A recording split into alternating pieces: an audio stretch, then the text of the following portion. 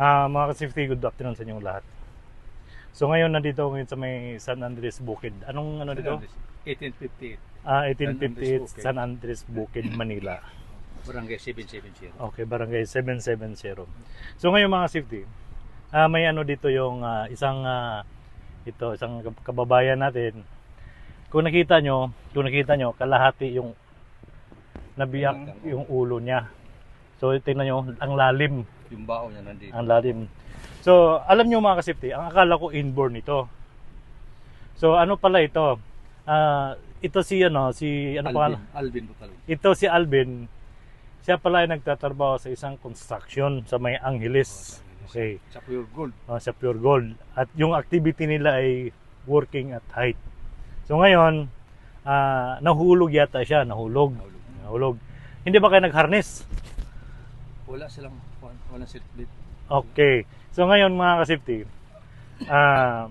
kaya ito nahulog si Alvin kasi yung kumpanya na tinatrabahuan niya hindi nagpo-provide ng mga PPE kagaya ng harness. So biro niyo mga ka-safety, ito pala kalahati na ito, kung nakita nyo, biyak yan. Tapos ngayon nakapagtataka kasi nabiyak yan, dapat yung utak nito, Manong, yung utak nito, nasaan yung utak nito? Yung Aywan ko. Kasi yung pagka inatake, bumubuo yan. Ibig sabihin lumulobo ang utak. So ito pala mga city, nakita nyo ang lalim mo, ang lalim. Ang lalim mo. Wala sinatake yan. Ang lalim. Tapos ito, bumubukol pala ito pag Pagka inatake siya ng anong sakit daw ng parang convulsion gumagano. convulsion. So ngayon, mga safety, kung nakita nyo yung tiyan niya, yung kalahati pala ng ulo niya, yung dito yung skull, binaon dito. Binaon. Bakit binaon? Para daw kung ang gusto nila is storage. Storage. Sabi ko do kung pwede, kung may remedyo, ilagay kung saan. Para kung sakali man na makaya kung magpa-doktor, kasi minsan nasa Boracay kami dati, trabaho ko ngayon na wala na yung turista dahil sa pandemic. Kaya binaon nila diyan. Ito binaon dito. Binaon mo kasi yung kalahating kung operahin ko kunin nila yan. Yung skull niya nandito tawag nito dito tinago. So ang sabi daw ng doktor, kung may time na maoperahan na maibalik niya yung kalahating skull niya dito, kukunin dito sa tiyan at ililipat na dito. Napaka-imposible mga kasipti, no? Talagang ano. So ngayon, kaya nanawagan ako sa DOLE. Okay, sa DOLE, Department of Labor, na sana naman yung mga construction, kailangan inspeksyonon niyo yung mga construction na nag-comply ba sila ng mga PPE. Kagaya nito nangyari kay Alvin. Okay, nahulog kasi walang harness pinoprovide ng kumpanya nila. So anong taon to nung nangyari? Matagal na, mga line of 2010 ata yun. So ito pala Malaglag kasi yan ganito, may asawa siya. Okay. Namatay yung asawa yon, yung panganak. Ang anak niya, mga tatlong linggo pa lang namatat na kanak, nabinat, namatay. Okay. Anak, ngayon nandito yung anak niya, nasa akin ako nag-aalaga. Okay. Tapos mag-iisang taon, kasi siyempre maghahanda sa pag-iisang taon. Okay. Tumabaho sa doon, nag-extra sa doon. Kinuha sila nung kaibigan nila. Puta, alas 2 na laglag. Alas 2 ng gabi. So ano pala mga safety, biro nyo ito si Alvin. 2:30 ng madaling araw, nagtatrabaho sila. So ngayon, wala man lang pinoprovide ng PPE. So kaya nanawagan ako sa DOLE na sana naman lahat ng mga construction na dito sa Pilipinas, in-inspeksyonin nyo pag hindi sila nag-comply ng PPE, yung contractor, i-stop yung trabaho. Kailangan po provide ng mga kaya ito, ayoko mangyari uli sa mga workers na gaya nito. Kung ito mga safety, kung nakita nyo mga safety, ipopokus ito, itong kanang kamay, na ito, wala na. Wala nang power ito, talang patay ng kanang kamay niya. So ito lang kaliwa ang gumagana. So kawawan mo ito si Alvin, no? Mga kasipti, tingnan mo yung, focus ko yung camera, ipakita ko yung ni Alvin. Yeah. So, mga kasipti, oh. Ito, yan. Ito, kalahati na dito. Yung isa dito, wala na. Oh, biruin yung mga kasipti, oh. Ang lalim niya, no? Malalim to, malalim.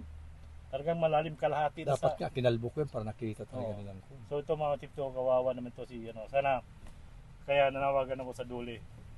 Sana naman,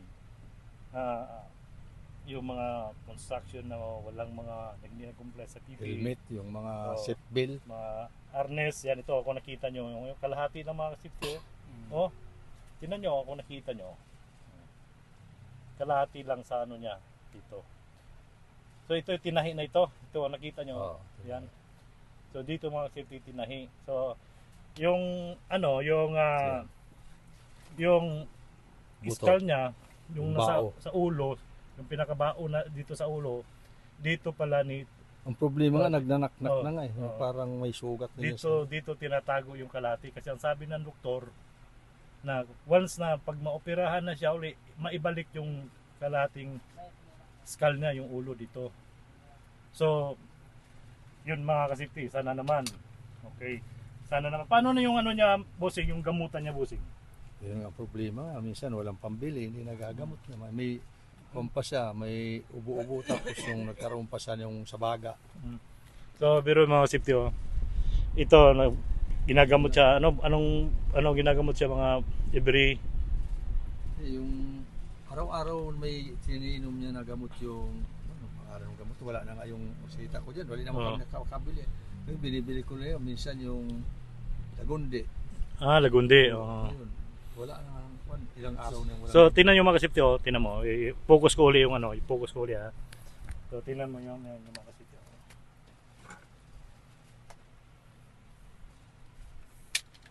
Ayan kung nakita nyo mga kasipti, ito yung kalahati, wala na ito, malalim yan, malalim, talagang malalim, malalim na malalim yan. Tingnan nyo. So sana naman kung sino mo yung gustong tumulong dito sa financial ni Alvin sa gamutan niya, kasi may yung nagkakaroon siya kumbulsyon, kinukumbulsyon sa palagi. Kumbulsyon. Inaatake Inatake. So ito, kung nakita nyo mga kasipti, nakakawa. Kaya tulungan niya natin to kasi yung pang-araw niyang gamot, kailangan niyang gamot kasi alam yung kumbulsyon mga kasipti. Nagano yan, yung minsan tawag nito. Yung tawag nito yung biglaan di ba? Ang isang buwan, minsan 3. Saka ang atake niya talagang, hindi ko na pinababayaan ko lang na kumuha na lang. Kasi wala, natatranta ako nung una, dadala ko sa ospital. Wala rin naman nangyayari. Puro ganun lang, atake pa rin. So nilapit na ito sa dito sa DSWD. Pero saka gusto ko nga itong ma-apply sa PW Wala pa nang hindi na-apply sa PWD? Kasi pag ina-apply ko yan sa barangay, sabihin sa akin, mahabang proseso hindi pinabayaan ko na lang. Wala. Dapat barangay ang magtulong. Wala. Okay. So ngayon mga kasipti, ito pala si Manong. Ito si Manong. Itong anak niya, ina-apply niya sa PWD.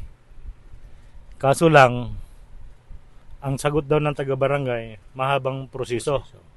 So sana, Mayor Isko Moreno, nanawagan ako sa iyo na sana naman kung sino may yung barangay captain dito sa San Andres Bukid, sana naman Delgado ang barangay dito. Okay, so sana naman aksyonan nyo na ito, may mga pa ito, si Manong, ilan anak nyo Manong? Ang anak ko bali 7, pero may mga pamilya na. May mga pamilya na. So ito na sa akin. Ito yung sa'yo. Saka yung anak niya ako nagpupuan. So ito, kaya Mayor Isko Moreno, sana naman tulungan nyo ito magkakaroon ng sa PWD para may siya, may mga single parents na PWD pa. Single parents pa, PWD pa. So sana naman tulungan natin ito. Mayor, yun lang ang hiling ko sa iyo, Mayor, na sana kahit ako ay hindi ako taga rito, ako ay taga Dasmariñas at tubong probinsya, yung probinsya ko Southern Leyte, ito nag-ano ako dito sa nag-iikot ako sa buong Pilipinas kung sino may mga kamansanan na sana tulungan natin. Ito, DSWD, nanawagan din ako sa inyo. Na sana naman gawan nyo ng action yung niya, yung PWD. Na sana ay ma-involve siya sa PWD at tulungan natin to. Para may mga, alam nyo ng PWD, may tanggap silang ayuda sa gamot. Sa mga gamot. So, single parents pa ito. Yung anak niya, ilang taon na yung anak niya? 15. 15 years old na yung anak niya. Okay. So, yun lang mga ka-safety. Kita-kits tayo. Shout out sa'yo, Mayor Esco Moreno.